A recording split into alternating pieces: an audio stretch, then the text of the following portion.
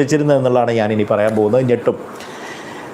അവർ വിചാരണ ചെയ്തിരുന്നു, പക്ഷേ വിചാരണ പലപ്പോഴും 1 മിനിറ്റോ 2 മിനിറ്റോ മാത്രം നീണ്ടു നിന്നു. പേരിന് മാത്രം വിചാരണ. ആലോചിച്ച് നോക്കിയേ, എങ്ങനെയാണത് നമുക്ക് അതിനെയൊക്കെ എന്താ പറയുക ന്യായീകരിക്കാൻ കഴിയുക?